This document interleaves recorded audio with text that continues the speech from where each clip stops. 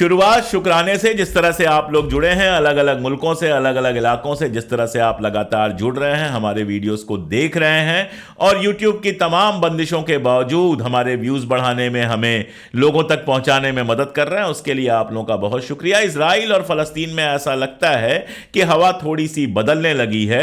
Israel जो कल तक बिल्कुल नहीं कह रहा था, किसी तरह के समझौते की बात ही नहीं कर रहा था, वो न केवल अपने लोगों को बेरूत भेज रहा है, बल्कि यह भी खबर आई है कि उसने अपनी शर्तें ढीली की हैं। एक वजह यह भी है कि हिजबुल्लाह जिस तरह से हमला कर रहा है, अब इजराइल के अंदर से ऐसी रिपोर्ट्स आ रही हैं कि अगर हिजबुल्लाह के साथ इजराइल फुल स्केल वार पे गया तो इजराइल में भारी तबाही आएगी। इसीलिए अमेरिका ने भी इजराइल से कहा है कि हिजबुल्लाह के साथ जंग रोको, और हिजबुल्लाह यह कह रहा है कि जब तक फलस्तीन के साथ अपनी जंग नहीं रोकेगा इजराइल, हम किसी तरह का समझौता नहीं करने वाले हैं। यही बात हूती कह रहा है। इंटरनेशनल प्रेशर अलग पड़ रहा है। इंटरनेशनल कोर्ट ऑफ जस्टिस के अंदर जो बहस चल रही है वो इजराइल को डराने वाली है, इजराइल को परेशान करने वाली है। ये और ऐसी बहुत सारी खबरें लेकर, बहुत सारी अपडेट्स लेकर मैं एक बार फिर से हाजिर हूं। जुड़े रहिए हमारे साथ, देखते रहिए ये वीडियो।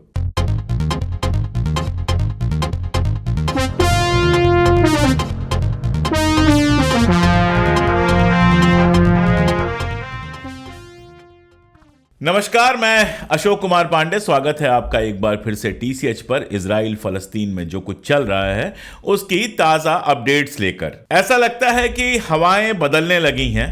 ऐसा लगता है कि दुनिया भर में जिस तरह का प्रेशर पड़ रहा है और इजराइल के अंदर जिस तरह का प्रेशर पड़ रहा है, उसके असरात बहुत साफ साफ दिखने लगे हैं। जो बेंजामिन नेतन्याहू लगातार यह कह रहा था कि फाइनल सक्सेस तक, कंप्लीट सक्सेस तक हम बिल्कुल भी समझौता नहीं करेंगे, वहां से खबरें यह आ रही हैं कि अब वो धीरे धीरे समझौते के लिए राजी हो रहा है।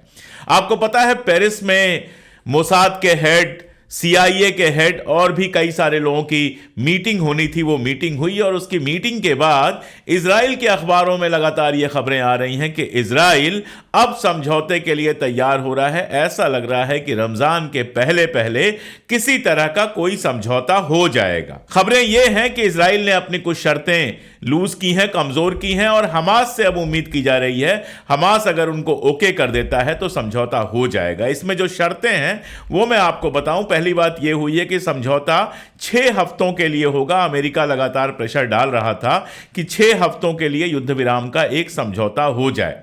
अब यहां पेच यह है कि हमास लगातार यह कह रहा है कि 6 हफ्तों का नहीं, कंप्लीट समझौता होना चाहिए, कि युद्ध विराम हमेशा के लिए हो जाएगा, फिलहाल कोई युद्ध नहीं होगा। क्योंकि हमास का यह कहना है कि अगर हमने अपने सारे लोग, जो अगवा किए हुए लोग हैं, वो लौटा दिए और 6 हफ्तों बाद फिर से जंग शुरू हो गई तो इसकी जिम्मेदारी कौन लेगा। मुमकिन है कि अमेरिका ने हमास को कुछ ऐसे क्लूज दिए हों जिससे हमास इस बात के लिए राजी हो जाए कि चलो 6 हफ्ते के लिए फिलहाल युद्ध विराम हो और उसके बाद युद्ध दोबारा नहीं होगा। दूसरा जो पेच फंसा हुआ था, जहां ऐसा लगता है कि इजराइल ने कुछ समझौता किया है, वो ये है कि कितने फलस्तीनियों को छोड़ा जाएगा एक अगवा किए हुए इजरायली के बदले। असल में यह बात मैंने बार बार बताई है कि इजराइल की जेलों में लंबे वक्त से बहुत सारे फलस्तीनी गिरफ्तार हैं और उनमें से बहुत सारे ऐसे हैं जो पॉलिटिकल वजहों से गिरफ्तार हैं। यहां तक कि पिछला जो युद्ध विराम हुआ था, पिछला जो सीज फायर हुआ था 6 दिन का, 7 दिन का, उसमें जिन लोगों को इजराइल ने रिहा किया था उसमें से भी कई लोगों को फिर से गिरफ्तार कर लिया गया है। हमास का यह कहना है कि सबसे पहले तो उन लोगों को रिहा किया जाए जिन लोगों को युद्ध विराम में रिहा करने के बाद दोबारा गिरफ्तार कर लिया गया। दूसरी बात उसका यह कहना है कि हम एक बंदे को छोड़ेंगे, एक इजरायली को हम छोड़ेंगे तो उसके बदले में 25-30 फलस्तीनियों को आपको छोड़ना पड़ेगा। अब उसमें कुछ नाम ऐसे हैं जिनको लेकर इजराइल बिल्कुल तैयार नहीं था, क्योंकि वो फलस्तीन के बड़े लीडर्स हैं, उनकी बड़ी फॉलोइंग है, लंबे समय से उनको जेल में रखा गया है। उनके नाम पर इजराइल तैयार नहीं था। ऐसा लग रहा है खबरें पढ़ने से कि उनमें से कुछ नामों पर इजराइल तैयार हो गया है और जिन लोगों को दोबारा गिरफ्तार किया गया है उनमें से सबको रिहा करने पर वो तैयार हो गया है। दूसरे जो पेज हैं वो थोड़े ज्यादा गहरे हैं, जैसे ये कि युद्ध एक बार खत्म हो जाएगा, जंग एक बार रुक जाएगी तो उसके बाद गजा में और वेस्ट बैंक में फलस्तीनियों का शासन किसके पास होगा। दरअसल चाहता यह है इजराइल की हमास, इस्लामिक जिहाद और PLO, इन तीनों को पूरी तरह से सत्ता से बेदखल करके लोकल कुछ टेक्नोक्रेट्स के माध्यम से वहां लोकल गवर्नेंस चलाया जाए और पूरी तरह से कब्जा बना रहे इजराइल का। इस बात को मानने के लिए तो हमास तैयार ही नहीं हो सकता। इस बात को मानने के लिए दरअसल कोई तैयार नहीं है। अमेरिका या बाकी मुल्क जो हैं वो भी ये नहीं कह रहे कि बाकियों को पूरी तरह से हटा दिया जाए। अमेरिका का यह कहना है कि पीएलओ जो है, अब्बास साहब जो पीएलओ के हेड हैं वेस्ट बैंक में, उनके अंडर में शासन पूरे एरिया का दिया जाए। और इसीलिए मैंने आपको बताया था कि हमास ने खुला प्रपोजल दिया था कि हम इस्लामिक जिहाद के साथ और अब्बास साहब के साथ, पीएलओ के साथ मिलकर एक नेशनल यूनिटी गवर्नमेंट बनाने को तैयार हैं। तो यह मुद्दा एक है जो मुझे लगता है फंसा हुआ है। इजराइल ने साफ साफ अपने संसद में यह पास करा लिया कि इंडिपेंडेंट पैलेस्टाइन स्टेट नहीं हो सकता है, लेकिन इसको ना अमेरिका ने माना, ना फ्रांस ने माना, ना दीगर मुल्कों ने माना। और इन सारे मुल्कों में लगातार यह बात चल रही है कि फाइनली अगर वहां कोई सोल्यूशन हो सकता है तो वो 2 स्टेट सोल्यूशन हो सकता है जिसमें फलस्तीन भी एक आजाद मुल्क हो। अब इन सब के साथ आईसीजे में जो केस चल रहा है उसमें जिस तरह से अमेरिका और इजराइल अकेले पड़े हैं वो अपने आप में बेहद इंटरेस्टिंग है। हंगरी, फ्रांस और यूएसए के अलावा कोई देश वहां पर ऐसा नहीं मिला जो ये कहे कि इजराइल का वहां पर जो इल्लीगल कब्जा है वो सही है। कारण बहुत क्लियर है कि यूएन के डिसीजन से इजराइल और फलस्तीन बने थे। 2 हिस्सों में बांटा गया था, एक हिस्से को इजराइल और एक हिस्से को फलस्तीन होना था। इजराइल ने लगातार उसका उल्लंघन किया है, सारे युद्ध के नियमों का उल्लंघन किया है और पिछले 60-70 सालों में फलस्तीन के ज्यादातर इलाकों पर कब्जा कर लिया है, जिसको सिर्फ और सिर्फ इल्लीगल कब्जा कहा जा सकता है। इसलिए कि यह डर भी है कि अगर आईसीजे से यह फैसला आता है तो बहुत दिक्कत पैदा करने वाला फैसला होगा। इसीलिए अमेरिका ने कहा कि इस तरह का कोई फैसला ना किया जाए, लेकिन क्यों ना किया जाए इसके लिए कोई लॉजिक वो भी पेश नहीं कर पाया। जबकि चाहे वो ब्राजील हो, चाहे वेनेजुएला हो, पाकिस्तान हो, चाहे वो साउथ अफ्रीका हो, चाहे नॉर्वे हो, इस तरह के तमाम मुल्कों ने फलस्तीन के फेवर में वहां पर बहस की है, अपनी बात रखी है। और जिस तरह से वो मुकदमा चल रहा है ये लगता है कि आज नहीं तो कल आईसीजे से ये डायरेक्टिव आएगा। आप सोचिए कि यूएन जिस तरह से लगातार इजराइल की लानत मलामत कर रहा है, यूनाइटेड नेशंस, हालत यह है कि इजराइल कह रहा है कि यूनाइटेड नेशंस जो है वो हमास के साथ मिला हुआ है। जो हक की बात करें उनके लिए वो सब हमास के साथ मिले हुए हैं। एक इजरायली कहावत कही जाती है कि पहले हत्या कर दो और फिर रोना शुरू कर दो, यानी खुद सारी गलती करो और खुद ही विक्टिम कार्ड भी खेलो। ये विक्टिम कार्ड खेलना इजराइल को बहुत कायदे से आता है। आप थोड़ा सा रिसर्च करेंगे, मैं डिटेल्स बता चुका हूं, कभी फिर से बता दूंगा। 1948 से लेकर आज तक का जो इजराइल का इतिहास है वो बेहद प्रॉब्लमेटिक इतिहास है। एक जमाने में जो ज्यूज का आतंकवाद है, इन लोगों का जो आतंकवाद था उससे यूरोप भी परेशान था। इन लोगों ने इंग्लैंड में बम ब्लास्ट कराए थे, दूसरी जगहों पे बम ब्लास्ट कराए थे और इनके यहां जो आतंकवादी संगठन थे उनके जो लीडर्स थे वो बाद में इनके राष्ट्रपति बने। तो पिछला 70 साल जो है वो इनकी शैतानियत का इतिहास है। इस बात का इतिहास है कि कैसे गुंडागर्दी और अमेरिका की सरपरस्ती के भरोसे इन्होंने फलस्तीन को लगातार बेदखल किया है और फलस्तीनी जमीनों और घरों पर कब्जा किया है। मैंने आपको बताया था कि अभी हाल में 2 दिन पहले इन्होंने कहा कि 3000 से ज्यादा लोगों को वेस्ट बैंक में बसाया जाएगा, सेटलर्स को, यानी जो रहते यूरोप में हैं, दूसरे मुल्कों में रहते हैं, उनको यहां घर दे दिया जाएगा। और आप जानते हैं कि इजराइल में नियम यह है कि अगर आप ज्यू हैं तो आप दुनिया के किसी भी मुल्क में रहते हुए इजराइल की नागरिकता ले सकते हैं। तो लोगों को उनके घर से निकाल के या तो इनको उनके घरों में रखा जाएगा या इनके लिए इजराइल फलस्तीन की जमीन पर घर बनवाएगा। और इस बात की मलामत अमेरिका ने भी की थी, इंग्लैंड ने भी की है और भी कई मुल्कों ने की है। इसको कोई भी स्वीकार करने को तैयार नहीं है। असल में ऐसा लगता है कि अब इनके जुल्मों का जो घड़ा है, इनके पापों का जो घड़ा है वो फूट चुका है और अब अमेरिका भी इनके चक्कर में दुनिया में अकेला पड़ रहा है। इसलिए कब तक साथ दे पाएगा यह कह पाना मुश्किल है। और पड़ोस से जो लगातार प्रतिरोध हो रहे हैं, खास तौर पे हिजबुल्लाह से जो लगातार इनकी लड़ाई चल रही है, वो बहुत इंटरेस्टिंग है। हारिज इजराइल का एक बढ़िया अखबार है, वहां लगातार बहुत काम की खबरें छपती हैं, उसको फॉलो करना चाहिए। हारिज में एक आर्टिकल आया, वो आर्टिकल कहता है कि अगर हिजबुल्लाह के साथ कोई जंग होती है इजराइल की तो ये MAD होगा। अब MAD मैड होता है, मैड पागलपन होगा, वो तो एक अलग बात है, लेकिन वो कह रहे हैं म्यूचुअली एश्योर्ड डिस्ट्रक्शन, यानी दोनों तरफ से पक्का है कि जबरदस्त तबाही होगी। मतलब क्या हुआ कि अगर हिजबुल्लाह के साथ इजराइल पूरे जंग में जाता है तो हिजबुल्लाह भी तबाह होगा, लेबनान में भी तबाही मचेगी, लेकिन इजराइल भी खुद भी तबाह हो जाएगा। इसीलिए आप देख रहे हैं कि नॉर्थ में लगातार लड़ाई चल रही है। इजराइल का जो नॉर्दर्न बॉर्डर है वहां पर लगातार लड़ाई चल रही है। कभी खबर आती है कि इजराइल ने हिजबुल्लाह के 3 लोगों को मार दिया, कभी खबर आती है कि हिजबुल्लाह का जो रॉकेट है वो इनके किसी सैनिक ठिकाने पर गिरा और इनके सैनिक मारे गए।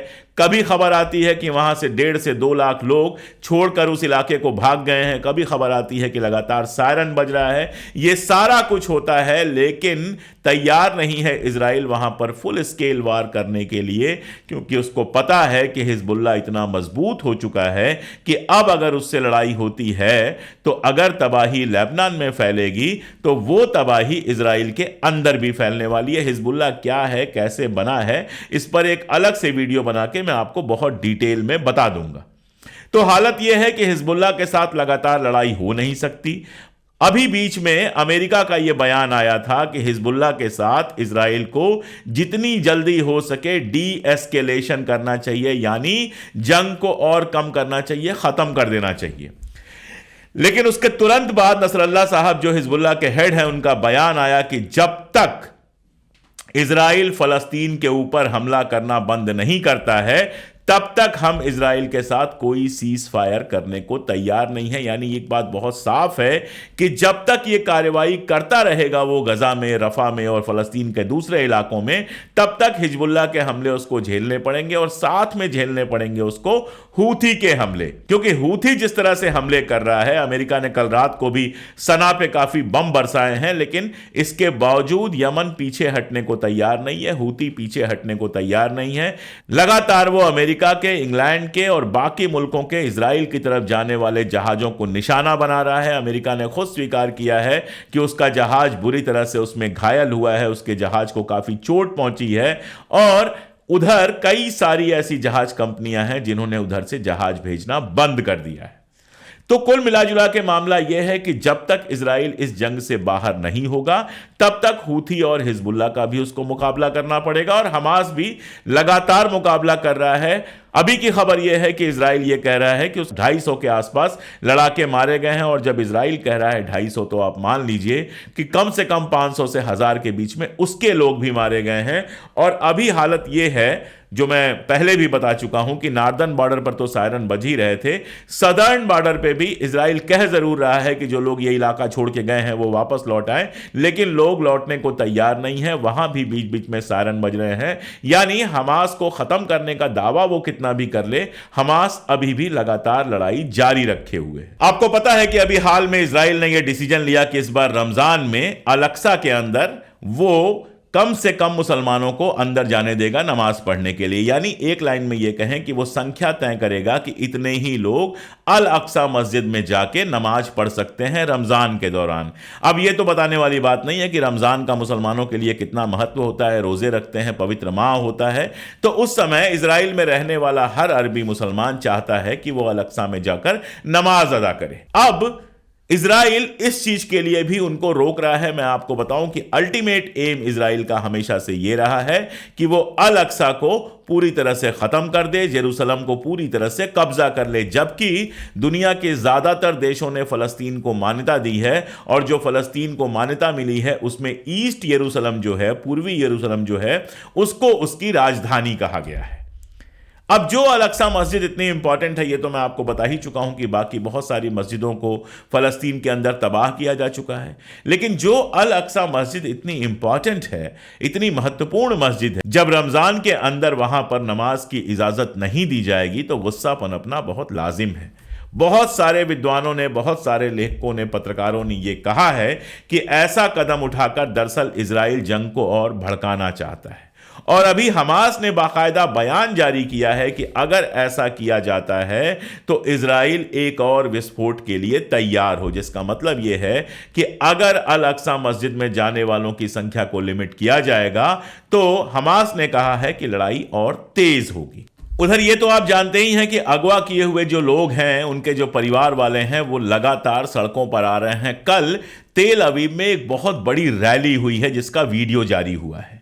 यह रैली बता रही है कि लोग नेतन्याहू के खिलाफ किस तरह से गुस्से में हैं और वो ये मांग कर रहे हैं कि कैसे भी सीज फायर किया जाए। कुल मिलाजुलाकर यह है कि अभी तक इजराइल इतनी तबाही के बावजूद कुल मिलाजुलाकर 2 लोगों को रिहा करने के दावे बता रहा है कि 2 लोगों को उसने रिहा कराया है, जिसको लेकर भी तमाम शक सुबह की बात सामने आई है।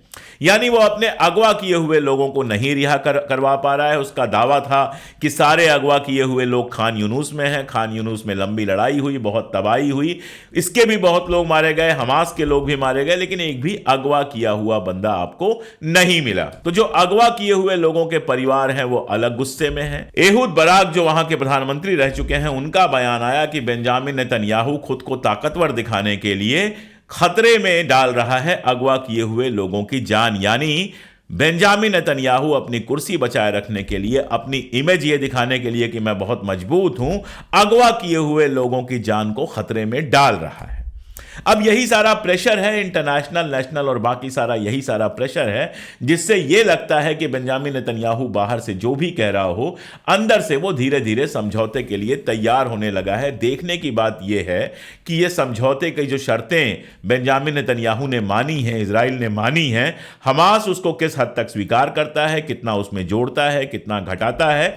क्योंकि अब ऐसा लग रहा है कि समझौते का सारा दारोमदार जो है वो हमास के ऊपर है। अगर हमास ये शर्तें मान जाता है या कुछ शर्तें जोड़ता है जिसको इजराइल मान जाता है, तो ये उम्मीद की जा सकती है कि रमजान के पहले पहले समझौता हो जाएगा। और अगर रमजान के पहले समझौता हो जाता है तो और कुछ ना सही, लेकिन कम से कम रमजान के दौरान जो फलस्तीन के लोग हैं वो अपनी जो पूजा नमाज होती है वो करने की उनको आज़ादी मिलेगी, थोड़ी शांति, थोड़ा सुकून होगा। और इस समझौते में बेहद ज़रूरी शर्त यह है कि जो राहत का सामान पहुंचाया जा रहा है, उस राहत के सामान को पहुंचाने में हर तरह की बंदिश को ख़त्म किया जाए। तो यह कम से कम होगा कि रमज़ान में जब यह सारा सामान पहुंचेगा तो दिन भर के रोज़े के बाद शाम को इफ्तारी कर सकेंगे, बच्चों का पेट भर सकेगा, साफ पानी मिल सकेगा। अभी तो हालत यह है कि फ़लस्तीन के लोग अगर समंदर में मछलियां मारने भी जा रहे हैं कि अपने बच्चों के खाने पीने का इंतजाम कर सकें, तो इजराइल उनके ऊपर भी हमला कर रहा है। यह अगर नहीं रुका तो निश्चित रूप से फलस्तीनियों को बहुत मुश्किल होगी रमजान के अंदर। इसलिए मुझे लगता है कि शायद हमास भी अपनी शर्तें थोड़ी आगे पीछे करे और यह समझौता हो जाए। अगर यह समझौता हो जाता है तो फिलहाल मुझे लगता है कि यह दोनों के हित में होगा। उसके बाद ही आईसीजे के डिसीजंस वगैरह के बेस पे आजाद फलस्तीन के रास्ते पर दुनिया आगे बढ़ सकती है, फलस्तीन की आजादी की बात हो सकती है। तो अब तक की अपडेट्स ये थी जो लगातार मैं आपके सामने पहुंचाने की कोशिश कर रहा हूं। आप भी कोशिश कीजिए हमारे साथ जुड़ने की। मैं कई बार बता चुका हूं, 3 रुपए रोज से भी कम में आप हमारे मेंबर बन सकते हैं। आप डायरेक्टली हमें मदद कर सकते हैं। जो हमारा पिन कमेंट है या जो हमारा डिस्क्रिप्शन है उसको खोल के देखेंगे तो इन सारी चीजों का लिंक आपको दिया हुआ है। आप हमसे जुड़िए, आप हमारी ताकत बनिए, तभी तो हम कैमरे और सत्ता की आंख में आंख डालकर लगातार सच कह सकेंगे। बहुत शुक्रिया।